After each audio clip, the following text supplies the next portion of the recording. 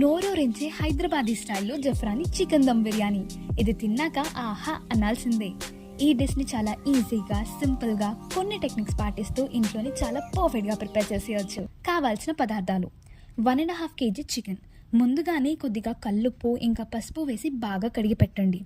1.5 kg కడిగి నానబెట్టిన basmati rice, 2 కట్టల పుదీనా, కొత్తిమీర, ఫ్రైడ్ ఆనియన్స్, 6 లవంగాలు, 6 యాలకులు, 2 నల్ల యాలకులు, 1 జాజికాయ, 2 మరాఠీ మొగ్గ, 2 అనాస పువ్వు, జాపత్రి, 4 నుంచి 5 దాల్చిన చెక్క, కొన్ని మిరియాలు, కొన్ని ధనియాలు, 1 టేబుల్ స్పూన్ అల్లం వెల్లుల్లి పేస్ట్, 1 నిమ్మకాయ, గోరువెచ్చని నీటిలో నానబెట్టిన కుంకుమ పువ్వు, 2 టేబుల్ స్పూన్ల నెయ్యి, 300 గ్రాముల పెరుగు, ఆనియన్స్ని ఫ్రై చేసుకున్న ఆయిల్, తగినంత ఉప్పు ఇంకా కారం.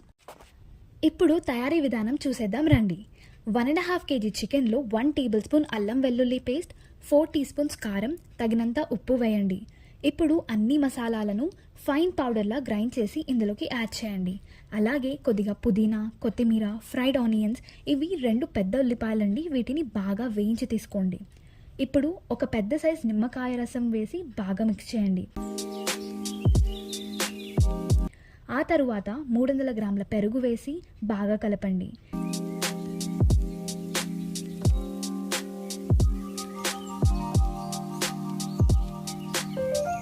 ఇప్పుడు 1/2 కప్పు నూనెని కూడా యాడ్ చేయండి.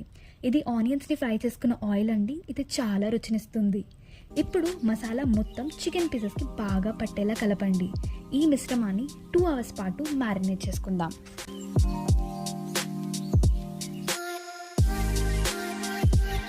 ఇప్పుడు స్టవ్ ఆన్ చేసి 2 వెడల్పాటి పెద్ద గిన్నెలను పెట్టుకోండి. ఒకదానిలో సగానికి నీళ్లు పోయండి. ఇందులో 2 యాలకులు, 2 లవంగాలు, 4 నుంచి 5 దాల్చిన చెక్క, కొద్దిగా పుదీనా, కొత్తిమీర, సరిపడా ఉప్పు, అలాగే నూనెని వేసి మూత పెట్టి బాగా మరగనివ్వండి.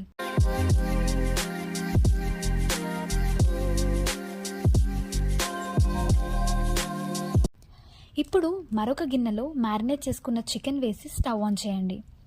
ఇప్పుడు ఇందులో బాస్మతి రైస్ వేసి ఒకసారి నెమ్మదిగా కలిపేయండి.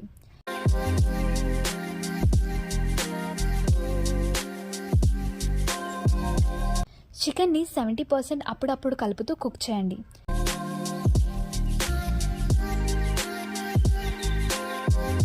బాస్మతి రైస్ కూడా 70% కుక్ అయ్యాక స్టవ్ లో ఫ్లేమ్లో పెట్టుకొని ఒక జల్లి గంటని తీసుకొని నీళ్లు లేకుండా రైస్ని లేయర్లా వేసుకోండి.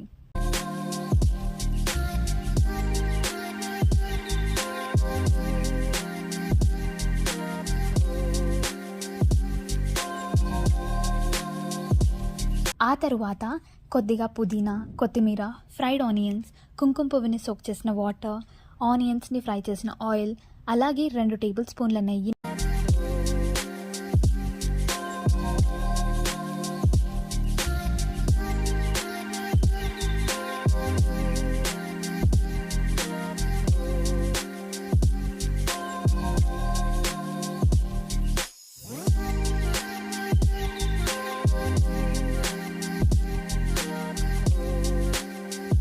స్టవ్ లో ఫ్లేమ్లో పెట్టి మూత పెట్టేయండి.